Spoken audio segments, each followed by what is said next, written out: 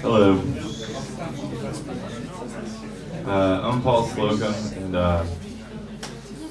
I'm going to talk about my printer synthesizer.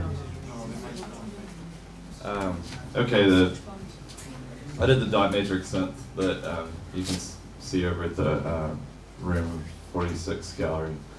It's a 1985 Epson dot matrix printer that I've transformed into a like music synthesizer and sort of an image synthesizer. The way I did it was I actually reprogrammed the firmware in the printer, like rewrote the original software that drives the whole printer. So it doesn't require a computer or anything, it's just a standalone piece. And you can play it like it has, you can see the Lego looking buttons there that you play it with. And so each button plays a different note, and as you play it, it prints out a series of images. There's about 3 pages worth of images stored in the new firmware that I wrote that it prints out at the same time. So, it supports about a 2-octave range. It might do a little bit more, but I'm kind of pushing it as is. I blew a couple of power supplies when I was designing this thing. And as I said, it has about 3 pages of images, and here's a couple of examples. This is a close-up here of what the printout looks like. And you can see each of these dots is like, a representation of the sound. And here you can see the full printout here. I split it up, but it's a continuous 3 pages, and I will play what it sounds like.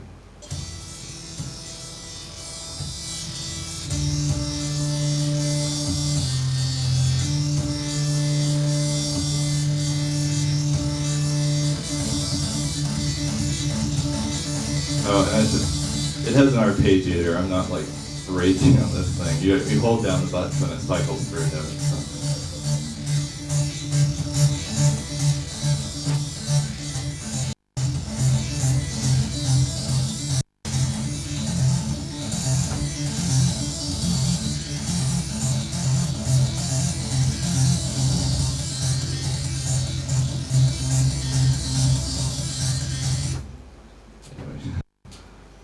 Okay, how it works. Sound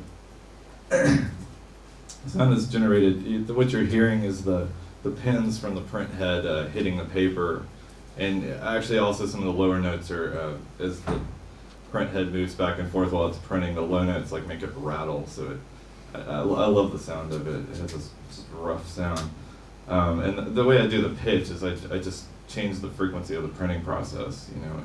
I came up with a table of notes, and it adjusts the frequency that way. And there's a computer inside the printer. It's a 7810 NEC processor, and there's just an EEPROM in there that contains all the firmware. And then the thing that the buttons box is hooked up to is just the font expansion port. There's a picture right here. I actually use a font expansion cartridge, and then it has a wire coming out of it that goes to the button box. And it's a really simple circuit going to there. It just goes through a buffer chip and goes straight into the bus. So it just appears like a memory location to the computer. Here's from the Epson technical guide. Here's a picture of the main board. You can see the processor here. There's the EEPROM that I replaced, and some of the Epson custom chips here. That's the schematic that it worked from designing this thing. Okay, and here's the original idea for this project. It was completely different. I had this pretty ridiculous idea to make a mellotron out of a printer. If you don't know mellotron, it's like a really early sampler. It was tape based. It was like a keyboard, but each key had a piece of tape, like a tape for it. So you play it, and it has samples for each key that would play. Like it's all this early Zeppelin stuff, and Moody Blues use that. And it has an amazing sound, and I wanted to make it. What's great about it is it's that it sounds bad. Like the frequency fluctuates. It's not that accurate. So I wanted to make something that was even worse.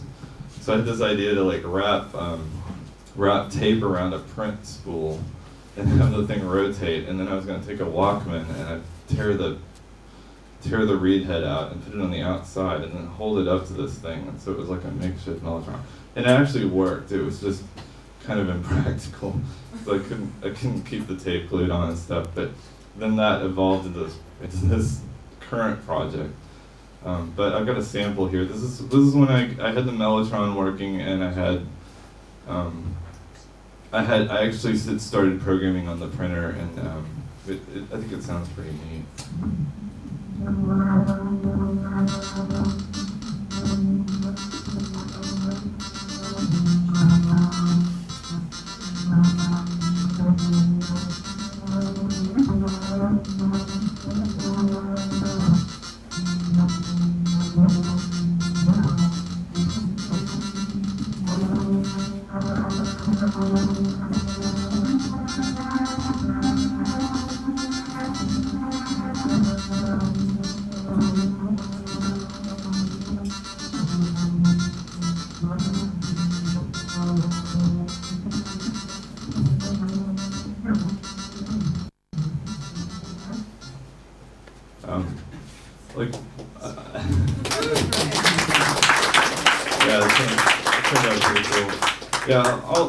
All my art projects come from a music background. I'm obsessed with getting really organic sounds out of like odd equipment, with the warble and the grittiness of the way the dot matrix has turned out. But anyway, getting back to the development, I started working on this thing and I opened it up and I saw the EEPROM inside, and as a hacker, like doing like this really kind of, I don't know what to call it, like really low tech kind of old school stuff. Like the EEPROM is just this, I don't know, just seeing this great thing. It's like this amazing device where I don't know if you know how they work. Like it's a ROM chip. It stores information like a floppy disk, but it's a chip, and you can erase it by putting it under a UV light.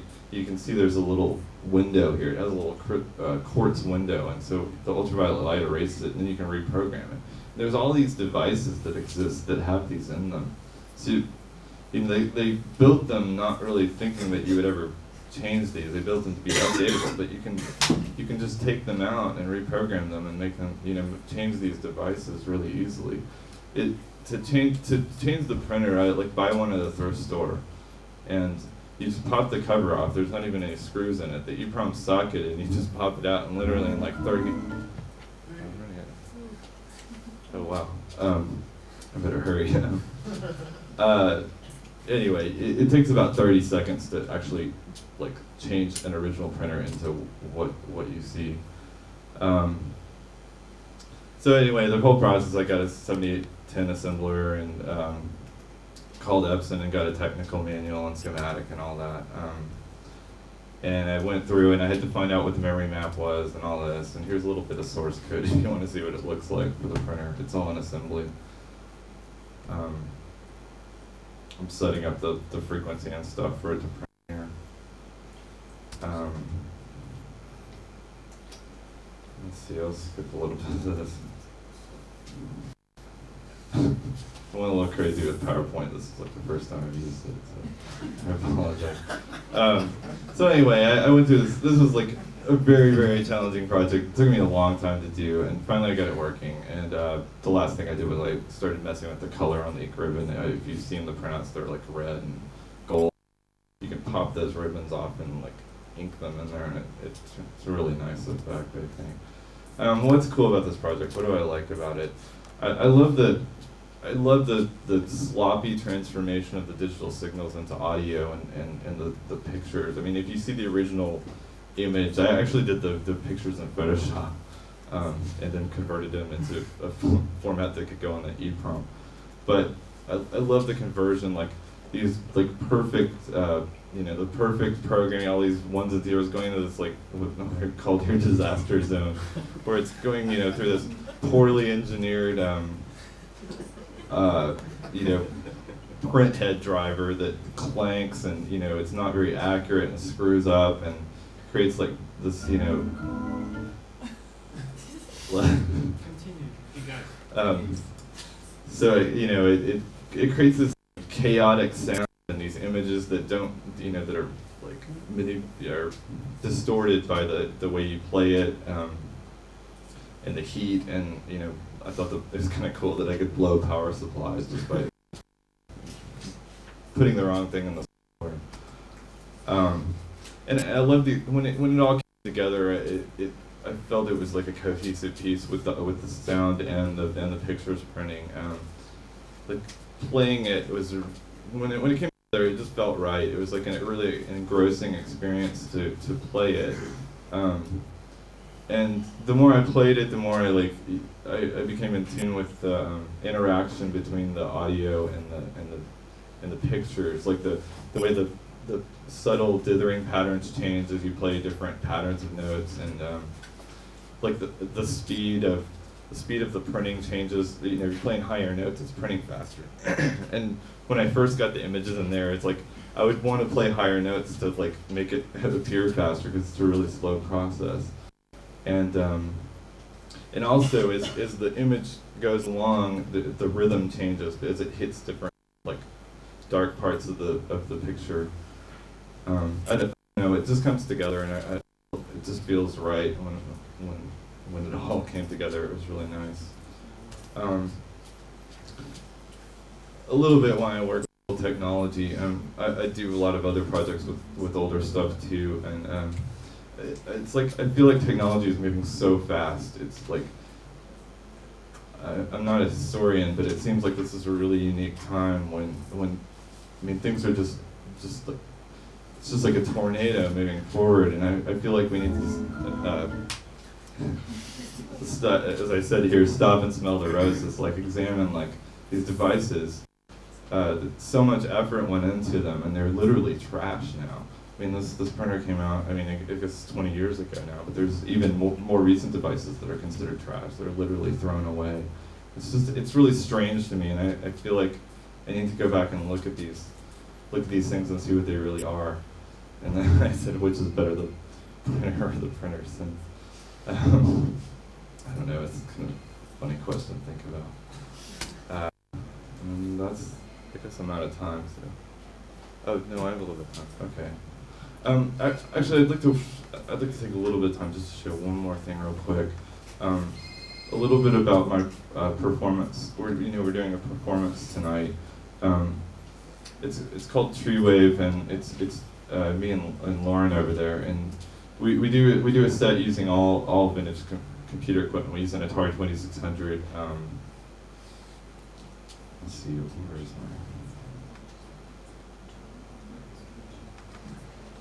my? We use an Atari 2600, a Commodore 64, a 286, and then a little bit different version of the printer that can actually play. They can play sequences, like pre-programmed sequences of music. And this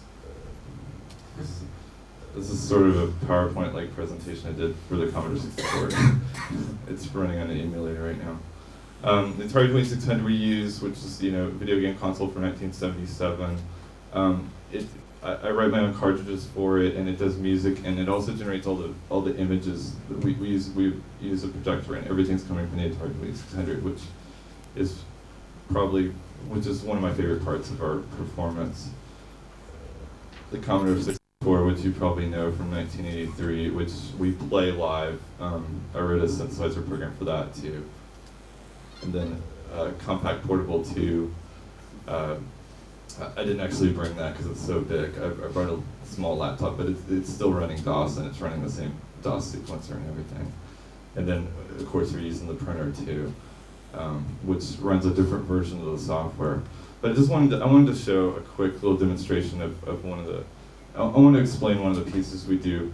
So on some of the visual stuff that we do for the show, I use old Atari games, and I hack them, and I add like a music driver to them, and it sort of becomes like a 2600 machine. If that makes sense. Let me give a little demo of this. this is running an Atari 2600 emulator here. Now, you probably know this game. This is Combat. This is the original hack-in for Atari, and as you can see, it's playable. But when I activate the music driver in it,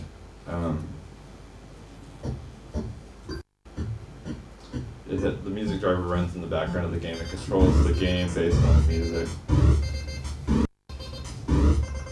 The emulator doesn't run great on my laptop, but you can get the idea.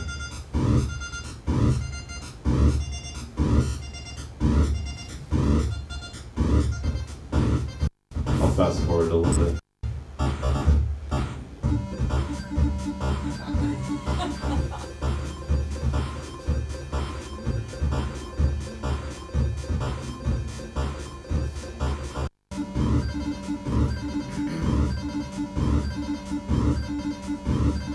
Fast forwarding a little bit more.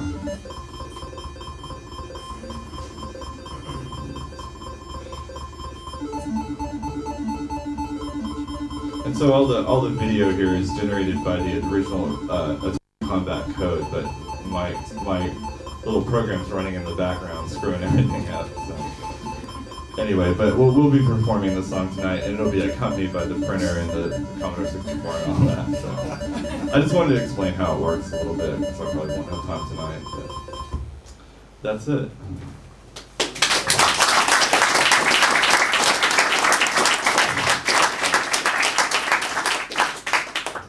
I guess I have a couple of minutes. Anybody have any questions? Why do you use particular images in the gallery that being printed out? How do you choose them? I don't know. I just kind of started going through images, and I just put together something that I liked. I mean, I tried a few different things. I was gonna change it at one point, but I stuck with this one. It grows on me. I like it. It seems like it's gotten reset a couple of times in the gallery, so it hasn't. Each time it resets, it starts over. So I'm not just printing out the whole thing, but I don't know. I like it. I like the way it looks. Kind of like I thought of it kind of like a television picture, because that's kind of what it looks like to me. The way that it looks like a TV picture that's not quite coming in right. But I don't know. There wasn't really any real method to it. It just kind of put together what I thought worked. So. Anybody else? The music in the printer, how do you influence it, or how do you program it? Is it just always this kind of rock, or can you? What is it? Well, the one in the gallery you can actually play. So I mean, you can play whatever you want. The version that I use for our live shows, it's got sort of a. I mean, I write the music and assembly data, but you can program whatever you want. Yeah, the stuff we do is kind of. I mean, it's I guess it would be called rock. It's electronic. I don't know. I'm not sure exactly how to classify it.